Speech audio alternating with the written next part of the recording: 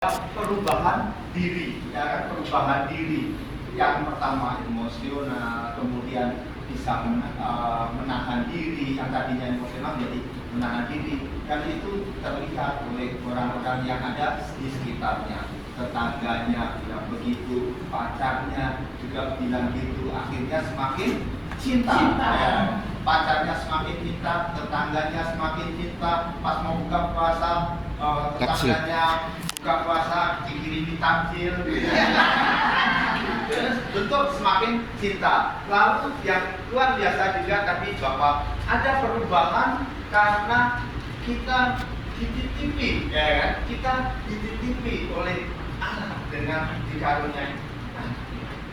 Ketika anak ini titipan ini menjadi begitu baik, menjadi aktif, ikut nyanyi, mau menjadi lektor, mau menjadi apa, itu karena pasti orang yang dititipi menjalankan tugas penitipan ini dengan baik. Kalau tidak, pasti juga titipannya ya asal pertama begini ya ini aja, seperti talenta yang diberikan Tuhan itu tidak dikembangkan. Ini sungguh luar biasa dari kelompok 1, kelompok 2, dan kelompok 3. Karena sudah begitu indah sharing-sharing dari teman-teman yang ada di sini di lingkungan Sugio Pranoto ini, berarti saya jadi nggak bisa memberikan apa-apa dari ini kan, tetapi sungguh pengalaman-pengalaman yang disampaikan oleh kelompok Bu Dina dan kelompoknya Pak Wasidi dan Bu Yuliar ini sungguh menguatkan kita.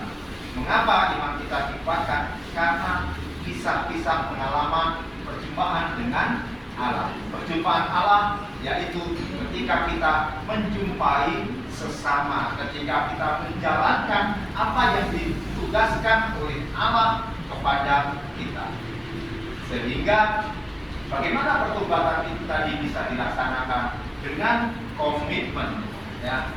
Komitmen. Yang kedua, kadang-kadang Tuhan mengutus kita, merasa kita ini dipaksa, tapi ternyata ketika itu dipaksa dan kita olah secara iman, paksaan itu menjadi sebuah berkat bagi orang lain.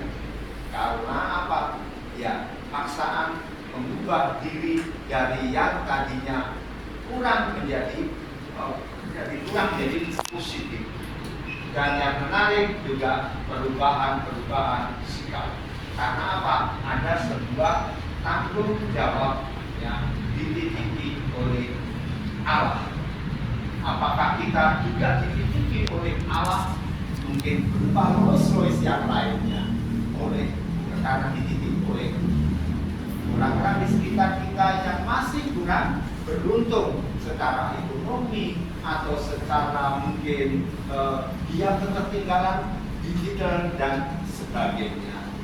Inilah tugas dari teman-teman di lingkungan ini untuk setelah tadi berbagi pengalaman yang luar biasa, bagaimana ini bisa digerakkan untuk menjadi aksi nyata kepada yang lainnya. Maka mungkin kami dengan pengurusnya pernah ngobrol-ngobrol soal apa aksi nyata dari lingkungan ini. Pertemuan pertama kita diajak untuk menyadari solidaritas.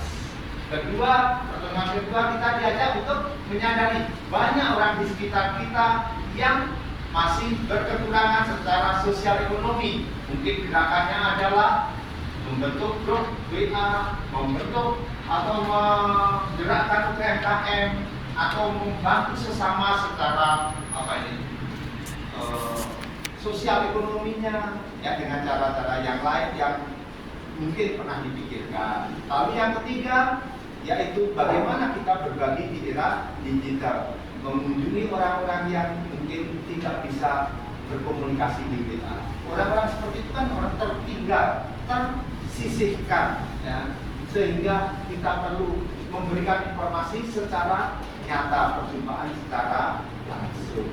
Dan yang ketiga ini, karena ini kita diajak untuk bagaimana kita sebagai warga negara, berarti seperti Paulus, pewartaan kita tidak hanya kepada bangsa-bangsa Yahudi saja, bukan hanya sebangsa, orang yang seiman dengan kita, tetapi juga ke orang lain yang lebih luas. Baik. Bu Camin, apakah ada sebuah aksi nyata yang kemarin seperti disampaikan, lalu ada kira-kira rencana yang mau disampaikan kepada lingkungan? Silakan Bu Camin. Ya, terima kasih Pak Pras. Ya. Untuk kegiatan-kegiatan lingkungan yang sudah kami jalankan beberapa, itu seperti kita berbagi kalau teman-teman yang muslim bagi perayaan lebaran kita sudah ada berbagi sembako. Terus kemudian kita kalau aksi pasca kita juga ada beberapa bingkisan untuk saudara-saudara yang membutuhkan depan. Selain itu juga dari seksi sosial kita juga ada kegiatan mengunjungi saudara-saudara kita yang misalnya lagi sakit atau yang kesusahan, juga